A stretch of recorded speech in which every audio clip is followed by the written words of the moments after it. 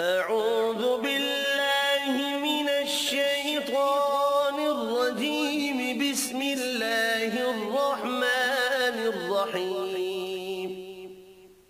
يا أيها الذين آمنوا لا تتخذوا عدوي وعدوكم أولياء تلقون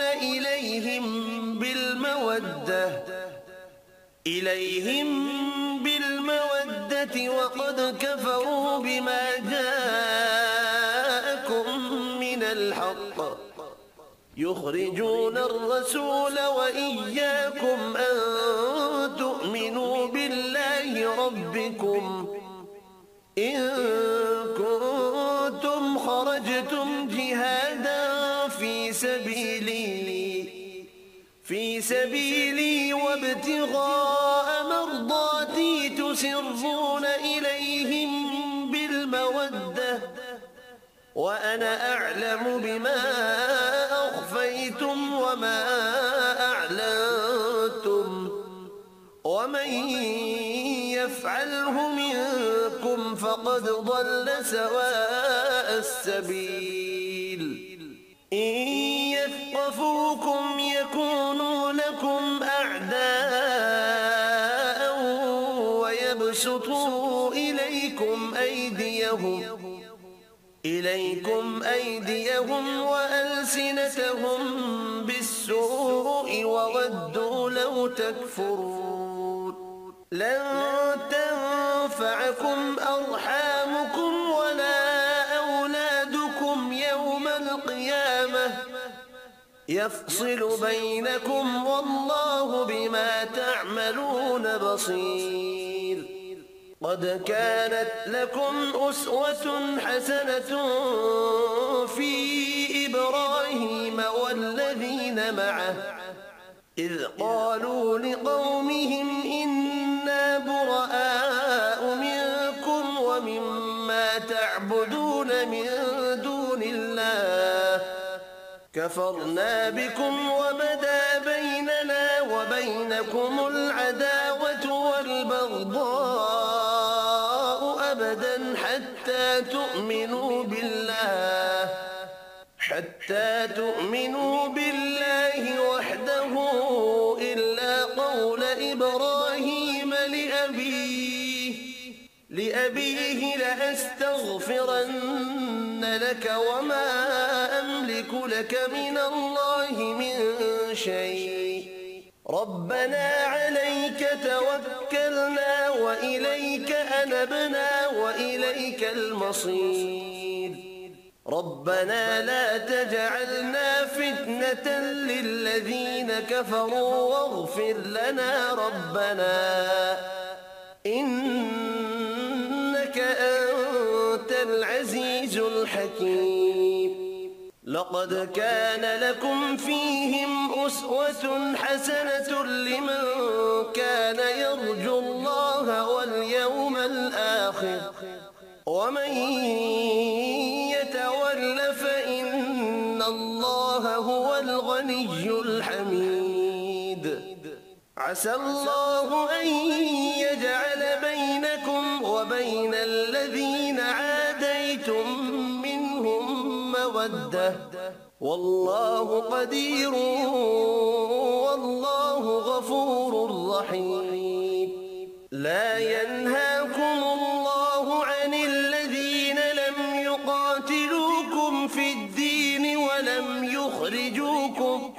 ولم يخرجوكم من دياركم أن تبروهم وتقسطوا إليهم إن الله يحب المقسطين.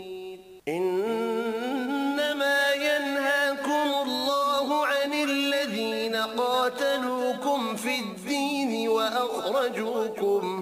وأخرجوكم من دياركم وظاهروا على إخراجكم أن تولوهم ومن يتولهم فأولئك هم الظالمون. يا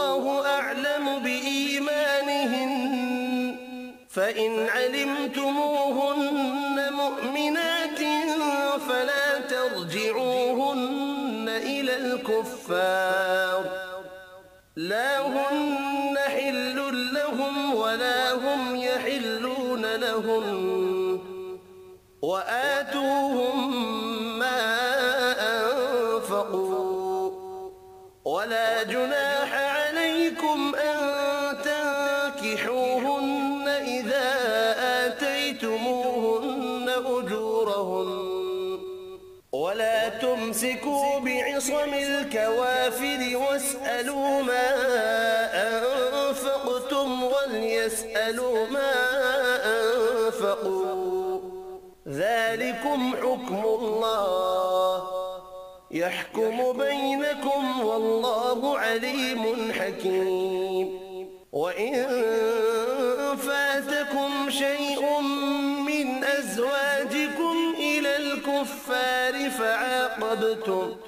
فعاقبتم فآتوا الذين ذهبت أزواجهم مثل ما أنفقوا واتقوا الله الذي أنتم به مؤمنون يا أيها النبي إذا جاءك المؤمنات يبايعنك على ألا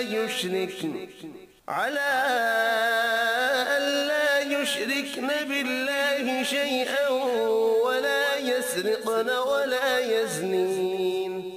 ولا يزنين ولا يقتلن أولادهن ولا يأتين ببهتان يفترينه بين أيديهن وأرجلهن ولا يعصينك في معروف فبايعهن واستغفر لهن الله إن الله غفور رحيم يا أيها الذين آمنوا لا تتولوا قوما غضب الله عليهم قد يئسوا من الآخرة كما يئس الكفار من أصحاب القبور صدق الله العظيم.